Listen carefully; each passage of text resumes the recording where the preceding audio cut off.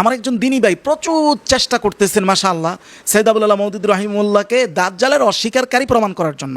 মওদুদী সাহেব যে দাজ্জালকে বিশ্বাস করতেন না বা অস্বীকার করতেন, এই ভিডিওটা তৈরি করার পর অনেকে আমাকে বলেছেন যে উনি তো দাজ্জালকে না বরং দাজ্জালের কোথাও বন্দী থাকার বিষয়টাকে অস্বীকার করতেন। যদিও আমি ওই ভিডিওতে প্রমাণ দিয়েছিলাম যে মওদুদী সাহেব দাজ্জালকেই অস্বীকার করতেন। এই ভিডিওতে আমি আরো স্পষ্ট করে এই বিষয়টা প্রমাণ দিব এবং এটাও ক্লিয়ার করে দিব যে মূলত উনি দাজ্জালকেই অস্বীকার করতেন, দাজ্জালের বন্দী থাকার বিষয়টা তো আরো বতরিকে আউলাই অস্বীকার করতেন। আমার প্রশ্ন হলো যে মওদুদী সাহেব তিনি যদি দাজ্জালকে অস্বীকার নাই করতেন তাহলে তিনি কেন এইভাবে উত্তরটা দিলেন যে দাজ্জাল ইত্যাদি কল্পকাহিনী। ওনাকে প্রশ্ন করা হয়েছে দাজ্জাল কি কোথাও বন্দী আছে, উনি বলতে পারতেন যে দাজ্জালের বন্দী থাকার বিষয়টা কল্পকাহিনী, অথচ এটা না বলে তিনি বলতেছেন যে দাজ্জাল ইত্যাদি কল্পকাহিনী। এর আগেও আমি ওনাকে খণ্ডন করেছি। ওনার কথা হচ্ছে যে সৈয়দ আবুল আলা মওদুদী রাহিমাহুল্লাহকে কেউ যদি এটাই প্রশ্ন করে যে হুজুর দাজ্জাল নির্দিষ্ট কি কোনো জায়গায় বন্দী আছে, তো এই কথার উত্তরে কেন সৈয়দ আবুল আলা মওদুদী এইভাবে কথা বলবেন যে যা দাজ্জাল সমূহ কল্পকাহিনী, এটা হলো ওনার প্রশ্ন। আচ্ছা আমরা তাহলে আগে দেখি কোন প্রশ্নের কোন উত্তর দেওয়ার কারণে এই ঝামেলাটা লাগছে। আগে সৈয়দ আবুল আলা মওদুদীর ভাষাটা শুনি একটু রিপিটলি, তারপরে আমরা এটার গভীর তাত্ত্বিক আলোচনা আজকে যাবো ইনশাআল্লাহ। আসসালামু আলাইকুম রহমতুল্লাহ। সুপ্রিয় দর্শক, আপনারা জানেন যে ইসলামপন্থী যেগুলো দল আছে, কওমি ভিত্তিক যেগুলো দল আছে, তারা জামাতে ইসলামের সাথে না পেরে তাদের গঠনতন্ত্র এবং তাদের সুশৃঙ্খল যে কর্মধারা এটার সাথে না পেরে তারা জামাতে ইসলামের সাথে বিরোধিতা করে। অথচ বিরোধিতা করার কথা ছিল ইহুদি, খ্রিস্টান, সেকুলার, বামপন্থী যেগুলো দল তাদের সাথে, কিন্তু না, এরা বিরোধিতা করে মুসলমানদের দলের সাথে। জামাতে ইসলামের আকীদা খারাপ, মওদুদী ভুল করছে, সে করছে অনেক কিছু। জামাতে ইসলামের পিছনে তারা সেই কত বছর আগে থেকে লেগেই আছে, কিন্তু জামাতে ইসলামী তাদের এইগুলো প্রশ্নের উত্তর দেওয়া বা জবাব দেওয়ার অতটা গুরুত্ব মনে করে না এবং সেগুলোতে গিয়ে সময় নষ্ট করে না জামাতের নেতাকর্মীরা। জামাতের নেতাকর্মীরা কিন্তু তখন থেকেই তারা এইভাবে এগিয়ে এসেছে এবং এখন কোন পর্যায়ে এসেছে সেটা আপনারা জানেন। কিন্তু যারা সেই কাল থেকে সমালোচনা করে আসতেছে, বিরোধিতা করে আসতেছে, তারা কিন্তু নিচেই পড়ে যাচ্ছে, তারা কখনোই উপরে উঠতে পারেনি। তো সম্প্রতি আপনারা জানেন যে কওমি অঙ্গন থেকে জামাত ইসলামীতে অনেকগুলো তরুণ আলেমেরা যোগ দিয়েছেন এবং তারা এগুলো এখন খণ্ডন করতেছে। এই বিষয়গুলো আমাদের কাছে খুবই ভালো লাগতেছে, কারণ জামাত ইসলামের নেতাকর্মীরা এগুলোর উত্তর দেওয়া কোনো মনে করে না, গুরুত্বপূর্ণ মনে করে না। কিন্তু কওমি থেকে যে ভাইয়েরা জামাতে ইসলামীতে উঠে এসেছেন, তরুণ বক্তারা, তারা যে জবাবগুলো দিচ্ছে অসাধারণ জবাব, এগুলোর উত্তর আর কওমের আর কেউ দিতে পারতেছে না। তো আপনাদের ধারাবাহিকভাবে আহমদ শরীফ বিন আসাদ ভাইয়ের অনেকগুলো ভিডিও দেখাইছি, আজকেও একটা ভিডিও দেখাবো আল্লামা মওদুদী সম্পর্কে। তো প্রিয় দর্শক, আপনারা ভিডিওর শুরুতে সামান্য অংশ শুনলেন, এখন আপনাদের পুরো ভিডিওটা দেখাবো। তো আপনাদের প্রতি অনুরোধ রইল আপনারা পুরো ভিডিওটা দেখে যাবেন। তো চলুন আমরা ভিডিওটা দেখে আসি। এটা আপনাদের খুব প্রয়োজন। এবং সৈয়দ আবুল আলা মওদুদী রাহিমাহুল্লাহ কেন্দ্রিক যারা এই প্রোপাগান্ডা করে, এটা যে মানে আমার বেশিরভাগ প্রোপাগান্ডা তো আমাদের বাপদাদারাই করেছে, মানে আমার বাপদাদারাই করেছে। এদের যে আইকিউর কমতি, ঘাটতি, জ্ঞানের ঘাটতি, এটা প্রতিটা শ্বাসে নিঃশ্বাসে ক্লিয়ার হবে ইনশাআল্লাহ। আসেন সৈয়দ আবুল আলা মওদুদী রাহিমাহুল্লাহ ব্যাপারটা কি বলেছেন। রাসাইল মাসাইলের ঘটনা, এটা আমি যেই ছাপা অনুযায়ী বলতেছি, 36 নম্বর পৃষ্ঠা। উনি তরজুমানুল কোরআন নামে ওই সময় একটা পত্রিকা ছিল, ওই পত্রিকার মধ্যে উনি বলতেছেন কিসি সাহেব নে সুয়াল কিয়া থা, কোনো একজন ব্যক্তি আমাকে এই প্রশ্নটা করেছে যে কানে দাজ্জাল কে মুতাআল্লিক মাশহুর হাই কে, কানা দাজ্জালের ব্যাপারে এই কথা প্রসিদ্ধ যে ও কাহি মুকাইয়াদ হয়, সে নির্দিষ্ট কোনো একটা জায়গায় নির্দিষ্টভাবে বন্দী আছে। এই ব্যাপারটার আপনার উত্তর কি? ওই উত্তর দিতে যায় মওদুদী রাহিমাহুল্লাহ এক কথাটা এইভাবে বলে ফেলেছিলেন যে কানা দাজ্জাল ওয়া গায়রাতু আফসানিহি, কানা দাজ্জাল সমূহ তো এগুলো তো কি বলে ওয়া গায়রা, কানা দাজ্জাল এবং অন্যান্য যে জিনিসগুলো এগুলো তো হলো এক ধরনের কল্পকাহিনী। এখন স্বাভাবিকভাবে মনে হইতেছে না যে উনি মনে হয় পুরো দাজ্জালকে অস্বীকার করতেছেন, বিষয়টা এরকম না। মাওলানা মওদুদী রাহিমাহুল্লাহ এটা স্পষ্ট করেছেন যে আমার এই কথার দ্বারা কি উদ্দেশ্য ছিল। আচ্ছা এইটা স্পষ্ট করার পরেও আমার ভাইয়ের যুক্তি কি এবং তার খণ্ডনকে আপনারা একটু সামনে আসতেছেন ইনশাআল্লাহ। আচ্ছা মাওলানা মওদুদী রাহিমাহুল্লাহ আসলে স্পষ্টটা কি করেছিলেন, উনি স্পষ্টই কথা বলেছেন, আরে দাজ্জাল সম্পর্কে যে সকল হাদিস আছে এগুলো তো বিশ্বাস তো করি আমি, কোনো সন্দেহ নাই। বরং আমার যে 5 ওয়াক্ত নামাজ, ওই 5 ওয়াক্ত নামাজের ক্ষেত্রে আমি অন্যান্য দোয়া দুরূদ যেটি পড়ি এগুলোর সাথে এটাও পড়ি যে আউযু বিকা মিন ফিতনাতিল মাসিহিদ দাজ্জাল, যে আল্লাহ মাসিহুদ দাজ্জালের যে ফিতনা এটা থেকে তুমি আমাকে রক্ষা করিও। যে রক্ষা চায় আল্লাহর কাছে সে দাজ্জাল বিশ্বাস করে না, এটা হলো আমার এই বাপদাদাদের সন্তানদের বিশ্বাস। এবং তাদের যুক্তি কি? যুক্তিটা হলো এখানে যে ভাই বুঝলাম ওনার যদি এটাই উত্তর দেওয়া উদ্দেশ্য হইতো যে দাজ্জাল নির্দিষ্টভাবে কোথাও বন্দী আছে, এইটা কল্পকাহিনী কথা, যদি উত্তর এটাই যদি হইতো তাহলে উনি এটাই বলতেন যে তাইলে উনি পরবর্তীতে এত শব্দ ব্যবহার করে ব্যাখ্যা করতে পারলেন, ওই সময় তিনি এটা বলতে পারলেন না কেন? উনি একটা খাস সোয়াল, মানে নির্দিষ্ট একটা সোয়ালের প্রশ্নর যে উত্তর, এই উত্তরটা তিনি ব্যাপক অর্থবোধক শব্দ দিয়ে কেন দিয়েছেন? মানে যেই ব্যাপক অর্থবোধক শব্দ দেওয়ার কারণে পুরা দাজ্জালের কনসেপ্টের বিষয়টা প্রশ্নবিদ্ধ হয়েছে, তাই তো? এটা হলো ওনার কথা। এখন ওনার কথা হলো যে এটা মাওলানা মওদুদী রাহিমাহুল্লাহ করেছেন মানে মানুষের সামনে প্রসিদ্ধিতা লাভ করার জন্য, মানুষের সামনে সমাদৃত হওয়ার জন্য, ওনাকে নিয়ে আলোচনা হবে এটার জন্য। মানে ভাইরালের জামানা চলতেছে তো ভাই, মেধা ওইভাবেই কাজ করে। এবার আসেন আমরা এবার এটা দেখি যে কোনো একটা প্রশ্ন মানে সুয়ালে খাস এমন কোন প্রশ্নের উত্তরটা ব্যাপক অর্থবোধক শব্দ দিয়ে দেওয়ার কোনো প্রচলন আছে কিনা বা দেওয়ার নিয়ম আছে কিনা, দিলে সেটা সঠিক হয় কিনা, এবং দিলে সেটা কোন অর্থে ধরবেন আপনি, ওই ব্যাপক অর্থেই ধরবেন নাকি খাস অর্থে ধরবেন, উসুলবিদগণ কি বলেন আসেন। প্রশ্ন উত্তরের একটা মূল নীতিতে উসুলবিদগণ যেটা বলেন, যেটা আর রাসাইল আর রিজালিয়া এই কিতাবের 203 নম্বর পৃষ্ঠা একটা সুন্দর একটা উসুল বলা হয়েছে। এরকম বলা হচ্ছে যে ইন্না কাউলাল কাইল, কোন একজন ব্যক্তি কোন একজন কথকের কথা যিনি বলেছেন যে আখুযু মানে আখুযু, এটা আর কি একসাথে হয়েছে, আখুযু মিনহু মাআলিমা দীনি, আমি কি অমকের কাছ থেকে দ্বীনি ইলম শিক্ষা করব, একজন প্রশ্ন করছে। বলেন তো এই প্রশ্নের মূল অর্থ কি? এই প্রশ্নের মূল বলতেছে ইয়াকশিফু আন কাউনি সুআল আনিল আদালা, এই প্রশ্নের মূল অর্থটাই হলো ওই ব্যক্তিটা কি ভালো মানুষ। প্রশ্নটা কি? প্রশ্নটা হলো ওই ব্যক্তির থেকে আমি কি দ্বীনি ইলম শিক্ষা করব, এই প্রশ্নের মূল অর্থ কি? এই প্রশ্নের ভিতরেই লুকায়িত, প্রশ্নের ভিতরে করিনা আছে, মানে নির্দেশনা প্রশ্নের ভিতরে আছে যে আসলে উনি জানতে চাচ্ছেন ওই লোকটা আসলে ভালো না খারাপ, এটাই। এখন জবাব যিনি দিবেন ফাল জবাব ইয়াদুল্লু আলাল আদালা, এখন জবাব উনি ব্যাপক অর্থবোধক শব্দ দিয়ে দেখ আর যেটা দিয়ে দেখ, যেহেতু প্রশ্নের মধ্যে করিনা আছে, করিনা মানে এমন চিহ্ন যে চিহ্ন বুঝাইতেছে যে ওনার উত্তরের আসল অর্থটা কি। প্রশ্নের মধ্যে যেহেতু সেই চিহ্ন আছে, উত্তর ব্যাপক অর্থে দেওয়া সত্ত্বেও উত্তরটা খাস অর্থেই হবে। মানে উত্তরের শব্দ যদি ব্যাপক অর্থবোধক শব্দও থাকে কিন্তু মর্মার্থ গ্রহণ করতে হবে খাস। কেন? মানে কারণ প্রশ্নটাই তো খাস, তিনি একটা খাস শব্দের উত্তর লফজে আম মানে ব্যাপক অর্থবোধক শব্দ দ্বারা দিয়েছেন। আচ্ছা, এই কাজটা কি শুধু তিনিই করেছেন? শত শত ইমামদের জীবনী, তাদের বিভিন্ন কথোপকথন স্টাডি করলে আপনি বের করতে পারবেন। শুধু ইমাম কেন, স্বয়ং হাদিস থেকে এটার উদাহরণ ভুরিয়ে ভুরিয়ে আপনি বের করতে পারবেন। আমি কয়েকটা উদাহরণ দিচ্ছি যে সাইয়্যিদ আবুল মুহাদ্দিদ রাহিমাহুল্লাহ এখানে আদৌ কোনো ভুল করেছেন কিনা আপনি দেখবেন। আসেন, আবু হুরায়রা থেকে একটা হাদিস বর্ণিত, যেখানে রাসূলুল্লাহ সাল্লাল্লাহু আলাইহি ওয়াসাল্লামকে এক ব্যক্তি জিজ্ঞাসা করেছেন। আবু হুরায়রা বলেন সাআলা রাজুলুন রাসূলুল্লাহ সাল্লাল্লাহু আলাইহি ওয়াসাল্লাম, এক ব্যক্তি রাসূলকে জিজ্ঞাসা করতেছেন, ইয়া রাসূলুল্লাহ, হে আল্লাহর রাসূল, ইন্না নারকাবুল বাহর ওয়া নাহমিলু মা'আনাল কালিল মিনাল মা, আমরা যখন সাগরের সফরে যাই, যখন আমরা নৌ ভ্রমণে যাই, তখন তো সাগরের পানি হয় লোনা। আমরা যে পানিটা নিয়ে যাই মিষ্ট পানি, কূপের পানি, এর সংগ্রহে তখন খুব কম থাকে। আমরা তো টাঙ্কি তো আর পানি নিয়ে যাওয়া সম্ভব না জাহাজের মধ্যে। তো আমরা যদি ফাইন তাওয়াদ্দানা বিহি আতিশনা, আমরা এই পানি দ্বারাই খাওয়ার পানি দ্বারা ওযু করি, তাহলে তো আমাদের পানি শেষ হয়ে যাবে, আমরা মানে পিপাসায় তখন আমাদের অবস্থা খারাপ হবে, আমরা পিপাসার্ত হয়ে যাব। তখন ওই ব্যক্তি জিজ্ঞাসা করতেছেন সাহাবী যে আফানা তাওয়াদ্দাউ মিন মাইল বাহর, ইয়া রাসূলুল্লাহ, আমরা কি সাগরের পানি দ্বারা ওযু করলে ওযু হবে? দেখেন প্রশ্নটা স্পষ্ট, উত্তরে রাসূলুল্লাহ বলতেছেন হুয়া তুহুরু মাউহু ওয়াল হিল্লু মাইতাতুহু, হ্যাঁ পানি তো পাক, ওযু করলে হবে। এবং এটাও জানিয়ে রাখো যে সাগরের মৃত প্রাণীও তোমাদের জন্য হালাল। এই যে ব্যাপক অর্থবোধক শব্দে রাসূল বললেন মৃত প্রাণী হালাল, মানে কি? এখন একটা কুমির মনে পড়ে রয়েছে, আপনি কি সেটা খাওয়া হালাল হবে? শরীয়ত কি বলে? হালাল হবে না। তাহলে রাসূল যে উত্তরটা দিয়েছেন, উত্তরটা তো ব্যাপক অর্থবোধক শব্দ দিয়ে দিয়েছেন, কিন্তু ব্যাপক অর্থবোধক শব্দ দিয়ে দেওয়ার পরেও এর মূল অর্থ বা মর্ম অর্থ ব্যাপক থাকে নাই। কেন থাকে নাই?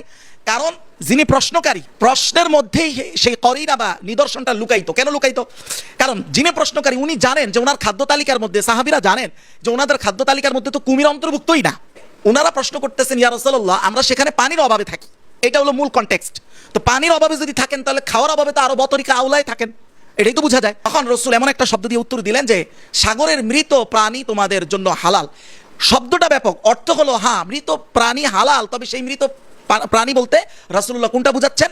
মাছ জাতীয়। কিন্তু রাসূল এটা আলাদা করে বলে দেন নাই। জানে কেন বলে দেন নাই? কারণ প্রশ্নকারীর প্রশ্নের মধ্যেই এই উত্তরটা লুকায়িত, এই জন্য রাসূলকে আর এটা আলাদা করে বলতে হয় না, ব্যাপক অর্থবোধক শব্দ দিয়ে রাসূল বলে দিয়েছেন। তাহলে রাসূলের এই কথার দ্বারা তো কুমির আসবে না, যদিও শাব্দিক অর্থে আসতেছে কিন্তু মর্মার্থে গিয়া সেই অর্থটা আসতেছে না। ঠিক সাইয়্যিদ আবুল মুহাদ্দিদ রাহিমাহুল্লাহকে যে ব্যক্তি প্রশ্ন করেছে, তার প্রশ্নটাই হলো দাজ্জাল নির্দিষ্ট কোন জায়গায় বন্দী থাকা নিয়ে আপনার মতামত কি? উনি বলছে দাজ্জাল কল্পকাহিনী, এটা প্রমাণিত না। এই দাজ্জাল কল্পকাহিনী বলতে যায় আসলে ওনার অর্থ ওটাই, অর্থাৎ প্রশ্নকারী যেটা জানতে চাইছে এখানে ব্যাপক অর্থ বললেও মর্ম অর্থ ওটাই দাঁড়াবে। শুধু তাই না, আপনি দেখেন মান তারাকাস সালাত মুতাআম্মিদান ফাকাদ কাফার, রাসূল বলেছেন যে ব্যক্তি ইচ্ছাকৃতভাবে নামাজ ছেড়ে দিবে সে কাফের হয়ে যাবে। ব্যাপক অর্থবোধক কথা। এখানে বোঝা যাচ্ছে ইচ্ছাকৃত যে জীবনে নামাজ ছাড়ছে সেই তখন কাফের হইছে। মুহাদ্দিসিনে কেরাম এই হাদিসের ব্যাখ্যা কি করেছেন? যে রাসূল যদিও ব্যাপক অর্থে বলেছেন কিন্তু মর্ম অর্থটা খাস মানে বিশেষ। খাস মানে বিশেষ। কি মর্ম অর্থ? মর্ম অর্থ হলো আসলে এখানে রাসূল বুঝাইতেছেন যে ব্যক্তি আসলে নামাজকে ইচ্ছাকৃতভাবে অস্বীকার করবে সে কাফের হবে। রাসূল বলতেছেন ছাড়লে কাফের হবে, মানে ব্যাপক অর্থ, কিন্তু তার মর্ম অর্থ দাঁড়াইতেছে মুহাদ্দিসিনে কেরামের ব্যাখ্যা অনুযায়ী ব্যাপক অর্থে না, বরং খাস অর্থে, নির্দিষ্ট অর্থে। তাহলে এখানে উদাহরণ পাইলাম। আপনি যদি এটা না মানেন তাহলে মুহাদ্দিসিনে কেরামের ব্যাখ্যা ভুল। এই তো বললাম মওদুদির ক্ষেত্রে উনি নিজে ব্যাখ্যা করে বলতেছেন ভাই আমার ওই কথাটার অর্থ যদিও শব্দ ব্যাপক অর্থের কিন্তু মর্ম অর্থটা ব্যাপক না, মর্ম অর্থটা প্রশ্নকারী যেটা আমার কাছে প্রশ্ন করেছিল ওটাই আমার এই কথার উদ্দেশ্য ছিল। এটা নিজে ব্যাখ্যা করে ক্লিয়ার করার পরেও সে বলতেছে না এটা মানি না। তারপরে এর কাছাকাছি কয়েকটা উদাহরণ আসেন, হুবহু না মিললেও একটা উদাহরণ আছে কাছাকাছি। যেমন এর মধ্যে একটা উদাহরণ আবু দাউদের 3236 নম্বর হাদিসের বর্ণনা রাসূলুল্লাহ বলেন স্পষ্ট যে লান রাসূলুল্লাহ সাল্লাল্লাহু আলাইহি ওয়াসাল্লাম যায়রাত আল কুবুর, সে মহিলারা যারা কবর জিয়ারত করে, মহিলা কবর জিয়ারতকারী প্রত্যেককে রাসূল লানত করেছেন। তার মানে কি টোটালি হারাম, টোটালি হারাম। কিন্তু আদৌ কি রাসূলের সর্বচূড়ান্ত উদ্দেশ্য এটা ছিল? এটা ছিল না। যখন আরেকটা হাদিসে রাসূলুল্লাহ স্পষ্ট এই কথা বলতেছেন, আবু দাউদের 3235 নম্বর হাদিসের হাদিস হিসেবে এসেছে, যেখানে রাসূল স্পষ্ট বলতেছেন কুনতু নাহাইতুকুম আন জিয়ারাতিল কুবুর, আমি কিন্তু আগে তোমাদেরকে কবর জিয়ারতে নিষেধ করেছি, কিন্তু আসলে ওই নিষেধ দ্বারা আমার এটা উদ্দেশ্য ছিল না, বরং তোমরা এখন জিয়ারত করা ফাজুরুহা ফাইন্নাহা তুযাক্কিরুকুমুল আখিরা, কারণ কবর জিয়ারত আখিরাতকে স্মরণ করিয়ে দেয়। তাহলে নিষেধ কাদেরকে রাসূল করেছিলেন? নারীদেরকে। তো এখানে রাসূল যে আবার বলতেছেন তোমাদেরকে আমি নিষেধ করেছি, এখন আর নিষেধ নাই।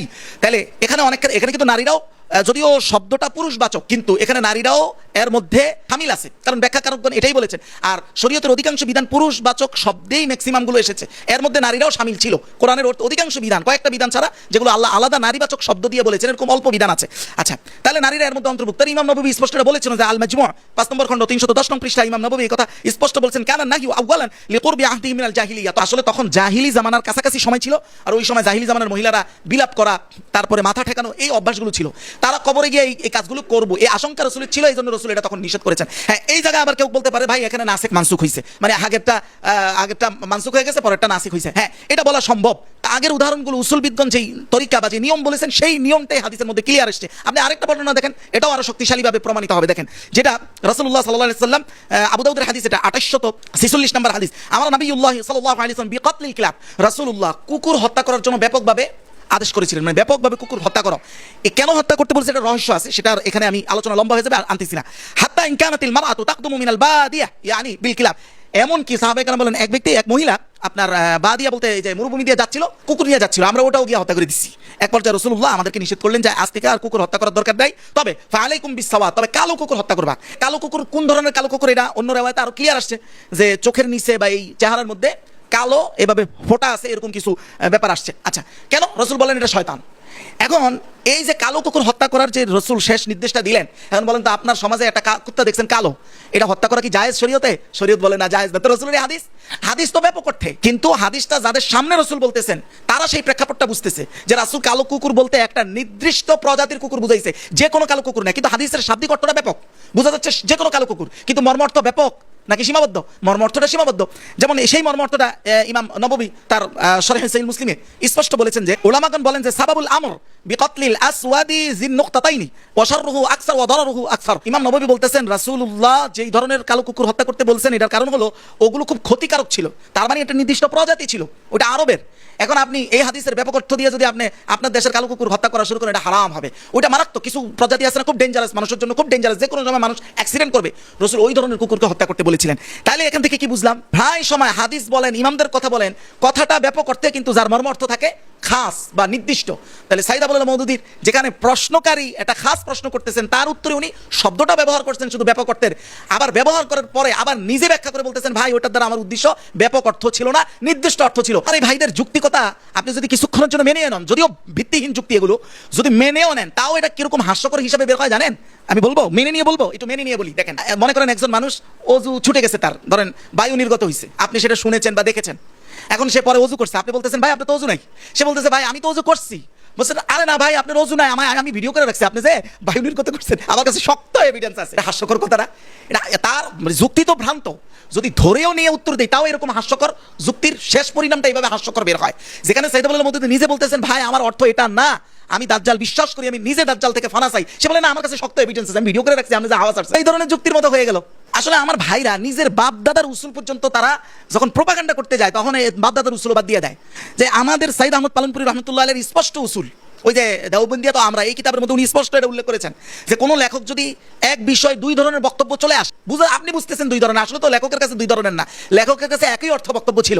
এখন আপনি যদি দেখেন যে এটা দুই ধরনের বক্তব্য, তাহলে বক্তব্য আপনি কোনটা ধরবেন? বলে শেষ বক্তব্য যেটা, এটা ধরতে হবে, এটাই উসুল। এরপরে তার আরেকটা কথা হলো, মাওলানা মওদুদী সাহেব বলেছেন যে রাসূলুল্লাহ যে আশঙ্কা করতেন দাজ্জাল হয় ওনার জামানায় বের হয়ে যাবে, মানে উনি থাকতে থাকতে হয়তো বের হবে, অথবা ওনার নিকটবর্তী কোনো সময় বের হবে, মানে উনি চলে যাওয়ার খুব নিকটবর্তী।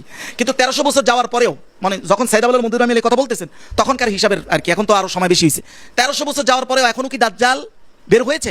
আসেন, উনি যদি আসলেই দাজ্জালকে বিশ্বাস করে থাকেন তাহলে তিনি কেন এভাবে কথা বললেন যে রাসূল সাল্লাল্লাহু আলাইহি ওয়াসাল্লাম আশঙ্কা করতেন যে রাসূলের জমানায় কিংবা রাসূলের পরবর্তী নিকটবর্তী জমানায় দাজ্জাল বের হবে, অথচ এই 1300 বছরের ইতিহাস কি এটা প্রমাণ করে না যে রাসূলের আশঙ্কা ভুল ছিল? ওনার এই কথা দ্বারা কি বোঝা যায়? উনি দাজ্জালের কোথাও বন্দী থাকার বিষয়টাকে অস্বীকার করতেন নাকি খোদ দাজ্জালকেই অস্বীকার করতেন? ভাই সিরিয়াসলি, যে মুহাম্মদ আরবি সাল্লাল্লাহু আলাইহি ওয়াসাল্লামের উপর ওহী নাযিল হইতো আল্লাহর পক্ষ থেকে, তার আশঙ্কা ছিল ভুল আর মওদুদির কথা সঠিক।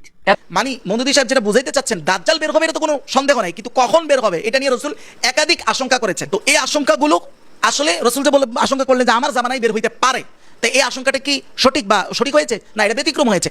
এই বিষয়টা নিয়েও সে ভুল ধরেছে যে রাসূলের আশঙ্কা বেঠিক হয়ে যায় আর মওদুদির কথা সঠিক হয়ে যায়। আপনি দেখেন সাইদ আবুল আলাহ মওদুদি রহিমাহুল্লাহ যে কথাটা বলেছেন এখানে, এটা একদম 100% উসুলবিদের কথা, রাসূলের নিজের কথা, হাদিস কোরআনের এটাই কথা। আর দেখেন সহিহ মুসলিমের 4483 নম্বর হাদিসের বর্ণনা, যেখানে রাসূলুল্লাহ সাল্লাল্লাহু আলাইহি ওয়াসাল্লামের একটা ঘটনা এরকম বর্ণিত যে কাদিমান নবী সাল্লাল্লাহু আলাইহি ওয়াসাল্লাম আল মাদিনাতা, রাসূল মদিনায় গমন করলেন। তো ওই সময় মদিনার মানুষ একটা কাজ করতো, ওয়াহুম ইয়াবুরুনা নাখলা, তারা তাবিরে নাখল করতো। কি হলো, খেজুর গাছের একটা হলো পুরুষ আর একটা হলো মানে নারী প্রজাতির খেজুর গাছ, তো একটার ফুল আরেকটার মধ্যে এভাবে লাগাই দিত, মানে প্রজননের মতো আর কি।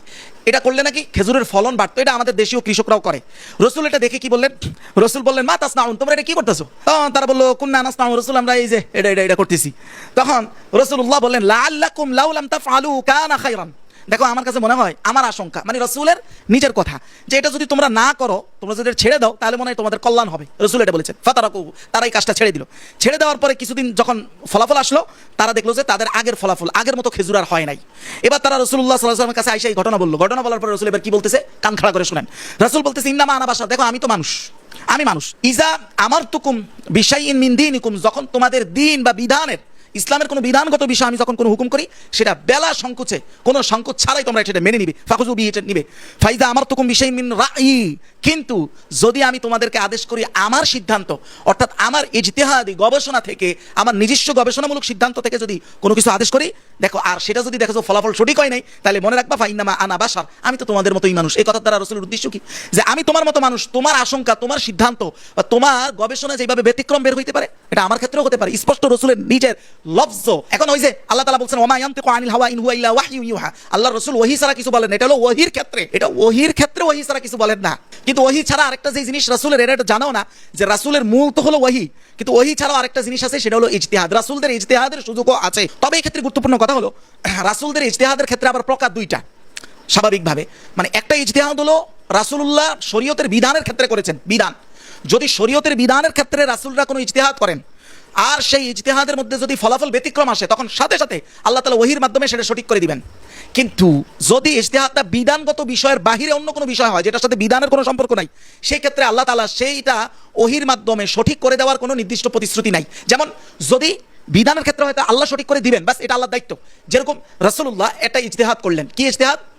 কাফেররা বললো ইয়া রাসূলুল্লাহ, আপনার মানে কাফেরদের মধ্যে যারা মুত্তারিফ, খুবই পাওয়ারফুল লোক, এরা বললো ইয়া রাসূলুল্লাহ আপনার দরবারে তো আসতাম, ওয়াজ নসিহত শুনতাম তো চাই, কিন্তু আপনার দরবারে যারা বসে থাকে এরা সব নিম্ন শ্রেণী, মানে তাদের দৃষ্টিতে নাউজুবিল্লাহ নিম্ন শ্রেণীর লোক, এদের সাথে কি বসা যায়?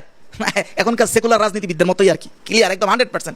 ওরা ওই কালের মুত্রিফ, এরা এই কালের মুত্রিফিন। যাই হোক, এই কথা বলার পরে রাসূলুল্লাহ চিন্তা করলেন, আচ্ছা ঠিক আছে, আমার এই সাহাবীরা যদি একটু সাইডে থাকে, স্পেস করে দেয়, আর এরা যদি আমার সাথে বসে আমার ওয়াজ নসিহত শুনে যদি হেদায়েত পায়, খারাপ কি?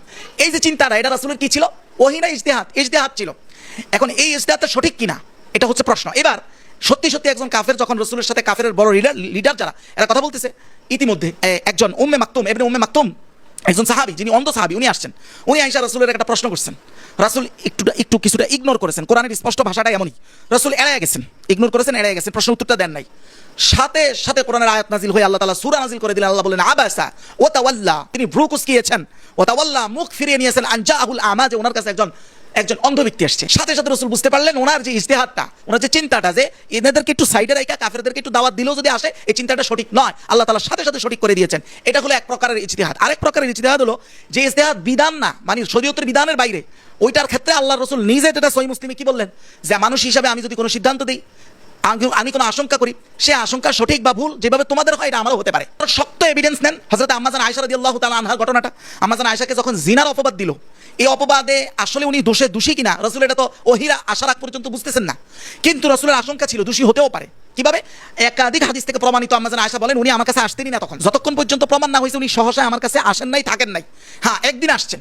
আয়েশা বলতেছেন যে দেখো আয়েশা, তুমি যদি এই দোষটা করেই থাকো স্বীকার করে নাও, এই কথা রাসূল বলছেন। তার মানে কি রাসূলের মধ্যে 1% হলেও এই আশঙ্কাটা ছিল, উনি আপসেট ছিলেন যে আসলে কোনটা, যতক্ষণ না ওহী দ্বারা আম্মা জান আয়েশা যে নির্দোষ এটা যতক্ষণ ওহী না এসে ওনাকে নিশ্চিত না করেছে ততক্ষণ পর্যন্ত উনি আশঙ্কায় ছিলেন। এর সপক্ষে আরো শক্তিশালী এভিডেন্স দেখেন, যেটা সহিহ মুসলিমের হাদিস, যেটা ইমাম নববী তার ব্যাখ্যা গ্রন্থের মধ্যে নিয়ে আসছেন, 6 নম্বর খণ্ড 5 নং পৃষ্ঠা। কানা রাসূলুল্লাহ সাল্লাল্লাহু আলাইহি ওয়াসাল্লাম, রাসূলুল্লাহ সাল্লাল্লাহু আলাইহি ওয়াসাল্লাম ইযা কানা ইয়াউমুর রিহ ওয়াল গায়ম, যখন মেঘ তুফান হইতো, মেঘ তুফান বাতাস বইতেছে, তখন উরিফা যালিকা ফি ওয়াজহি, রাসূলের চেহারার মধ্যে চেহারা বিবর্ণ হয়ে যেত, এটা স্পষ্ট দেখা যেত।